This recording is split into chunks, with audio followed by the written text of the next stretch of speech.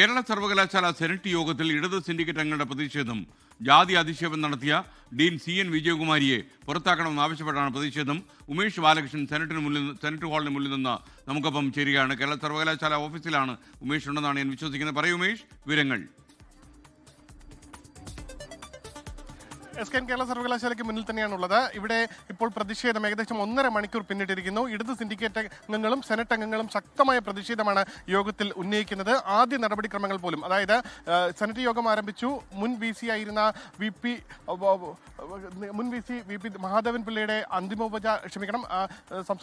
അന്തിമോപചാര ചടങ്ങുകൾ അതുമായി ബന്ധപ്പെട്ട അനുശോചന പ്രമേയം അവതരിപ്പിച്ചു. അതിനുശേഷമുള്ള നടപടിക്രമങ്ങളൊന്നും നടന്നിട്ടില്ല.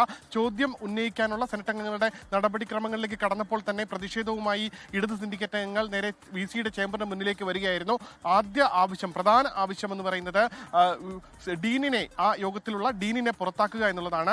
ജാതി വിവേചന പരാതി നിലനിൽക്കുന്ന സാഹചര്യത്തിൽ ഡീനിനെ ഈ യോഗത്തിൽ ഉൾപ്പെടുത്തിക്കൊണ്ടുകൊണ്ട് യോഗം മുന്നോട്ട് കൊണ്ടുപോകാൻ കഴിയില്ല എന്ന നിലപാട് ഇടത് സിൻഡിക്കേറ്റ് അംഗങ്ങൾ എടുത്തു. ഇപ്പോഴും സെനറ്റ് യോഗത്തിന് മുന്നിൽ പ്രതിഷേധം തുടരുകയാണ്. പ്രതിഷേധത്തിൽ നിന്ന് പിന്മാറാൻ ഇടത് സിൻഡിക്കേറ്റ് അംഗങ്ങൾ തയ്യാറായിട്ടില്ല. അതേസമയം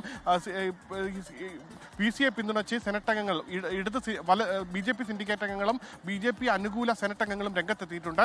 അവർ പറയുന്നത് VCയെ ഞങ്ങൾ ഏത് രീതിയിലും സംരക്ഷിക്കും, ഒപ്പം ഡീനിനെയും സംരക്ഷിക്കും, അങ്ങനെ ഒറ്റപ്പെടുത്തി ആക്രമിക്കാൻ അനുവദിക്കില്ല എന്ന നിലപാടാണ് ഇപ്പോൾ BJP അനുകൂല സിൻഡിക്കേറ്റ് സെനറ്റ് അംഗങ്ങൾ സ്വീകരിച്ചിരിക്കുന്നത്. എന്തായാലും 1.5 മണിക്കൂറായി പ്രതിഷേധം തുടരുന്നു. പ്രതിഷേധത്തിന് പിന്മാറാൻ ഇപ്പോഴും ഇടത് അംഗങ്ങൾ തയ്യാറായിട്ടില്ല. എന്തായാലും ഇപ്പോഴും ഡീൻ അടക്കമുള്ളവർ അകത്ത് തന്നെ ഉണ്ട്. അവിടെ നിന്ന് ഏതെങ്കിലും രീതിയിൽ പ്രതിഷേധം അവസാനിപ്പിച്ച് പുറത്തേക്ക് ഇറങ്ങിക്കഴിഞ്ഞാൽ ഒരുപക്ഷെ സർവകലാശാലയ്ക്ക് പുറത്തും പ്രതിഷേധത്തിന് സാധ്യതയുണ്ട്. ഇന്ന് 11 മണിയോടുകൂടി SFI സർവകലാശാലയിലേക്ക് മാർച്ച് നടത്താനും തീരുമാനിച്ചിട്ടുണ്ട്.